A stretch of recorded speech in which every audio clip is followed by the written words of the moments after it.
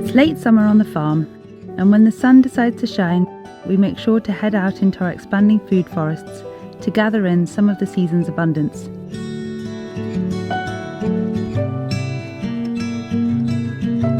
It's an activity that all the family is eager to join in on. While the strawberries have peaked and the plums and apples are still ripening on the trees, there are plenty of other tasty jewels to be found in the understory. We planted some cultivar redcurrants a couple of seasons ago, and they're now coming into their prime, enough for us to see their true size. Some of them are nearly as big as grapes. We're also getting yosterberries for the first time. For me, I feel you still can't beat the flavour of a really ripe blackcurrant. But I have a feeling James will plant a few more of these blackcurrant gooseberry hybrids around the farm.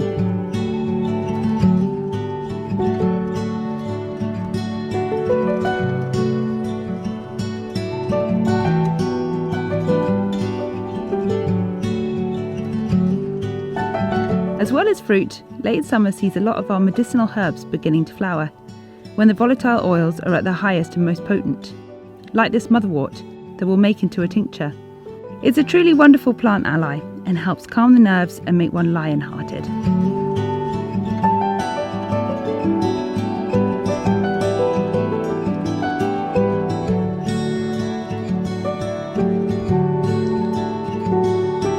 As well as picking redcurrants, today we're also foraging the many patches of wild raspberries that love growing at the edge of the pathways, soaking up the sun and where their fruit ripens the best.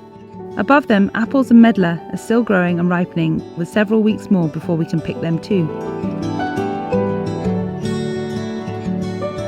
Along the way, we pick a prickly little berry that is so delicious when fully ripe, the classic British berry, the gooseberry. These fuzzy little fellows that are now dotted around the whole farm were all grown from cuttings that James made from a berry bush he brought to the farm over a decade ago. There are also some lovely red ones that we have found growing out of the many ruined buildings we have on the land. Their genetics go back to a time further than we know.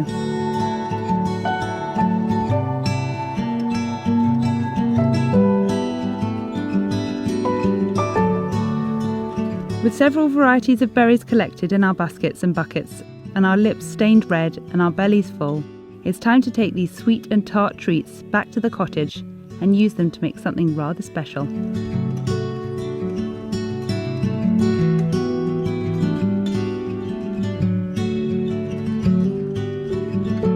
Today we're using a simple but decadent recipe from a wonderful book called Preserving Food Without Freezing or Canning. It's an alcoholic tipple called Officer's Jam or Bachelors Liqueur. We've made fruit liqueurs before with brambles or sloes, but never as opulent as using multiple types of fruit as we are here.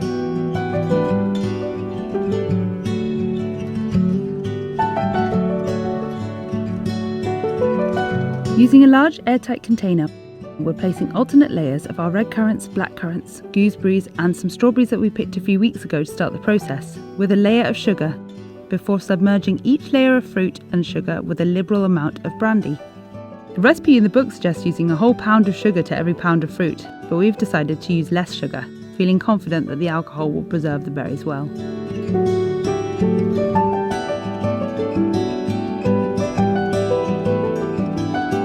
And that's it, pretty simple.